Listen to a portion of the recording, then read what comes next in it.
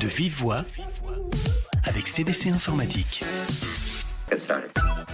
Bonjour, je suis Audrey Bénard et je suis ravie de vous accueillir dans ce nouvel épisode de vive voix, un podcast qui vous emmène dans des univers totalement différents, à la rencontre de parcours et de personnalités passionnées et passionnantes.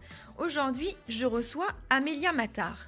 En 2018, Amélia fonde Coloris. Avec cette entreprise, elle fait le pari, un peu fou peut-être, d'initier sans écran les enfants dès l'âge de 3 ans au numérique.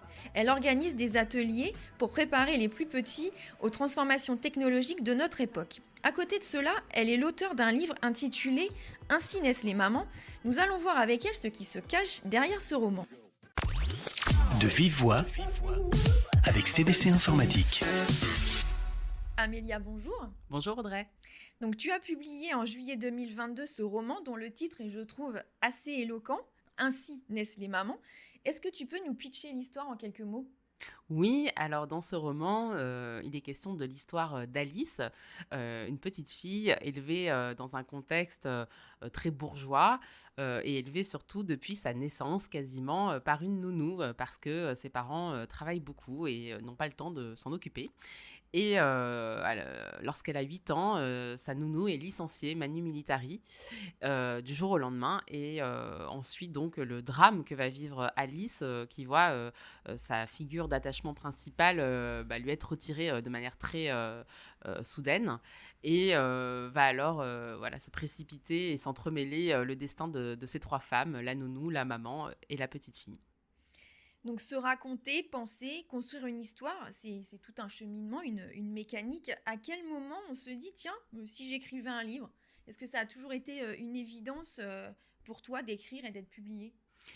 Oui, je suis lectrice depuis mon plus jeune âge de romans. Enfin, véritablement, j'adore lire des romans. Je trouve qu'il y a quelque chose de très puissant dans le livre. Et je pense que certains livres peuvent même changer le monde.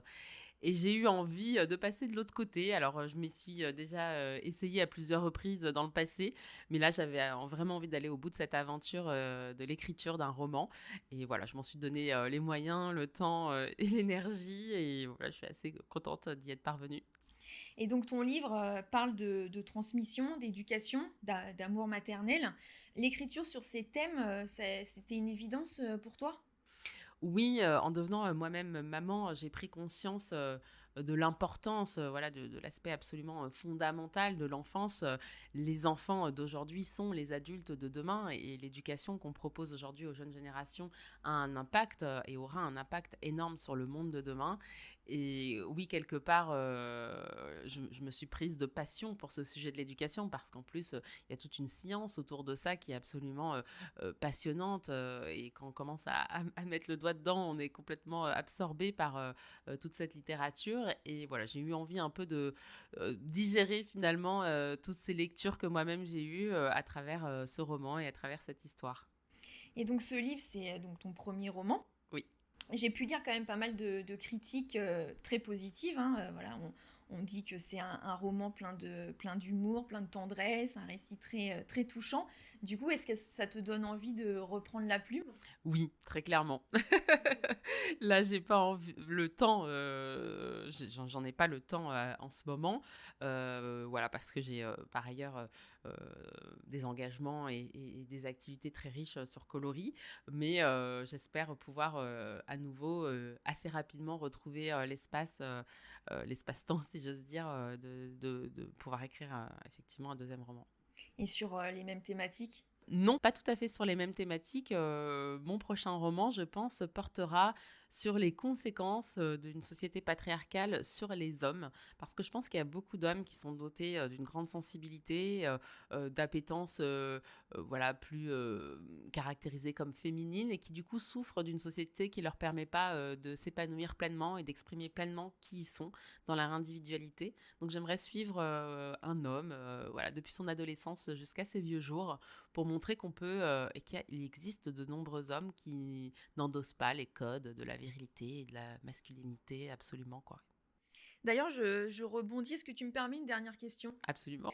Dans tes engagements, donc coloris, notamment, voilà, tu prônes l'égalité filles-garçons, hein, femmes-hommes. Oui. Est-ce que tu vois une évolution au sein de la société sur cette thématique-là? Oui, clairement. Et moi, l'évolution qui me réjouit le plus, c'est que je vois justement de plus en plus d'hommes qui se saisissent de ces sujets parce qu'ils comprennent bien qu'en fait, c'est profitable à tout le monde, pas uniquement aux femmes, d'avoir une société plus égalitaire. Il y a beaucoup d'hommes qui souffrent d'être dans des métiers où il n'y a que des hommes. Et on sait aujourd'hui que les équipes mixtes sont plus efficaces, sont plus performantes. Et vraiment, enfin, je le souligne, je ne suis pas du tout dans une opposition homme-femme, absolument pas. Et je pense que ce serait tout à fait contre-productif. Je suis dans un appel à justement se rassembler et créer ensemble une société plus égalitaire et je pense plus sereine pour tout le monde. Un très beau souhait. Un grand merci Amélia pour cet échange. Merci à toi. À bientôt. À bientôt. De vive voix avec CDC Informatique.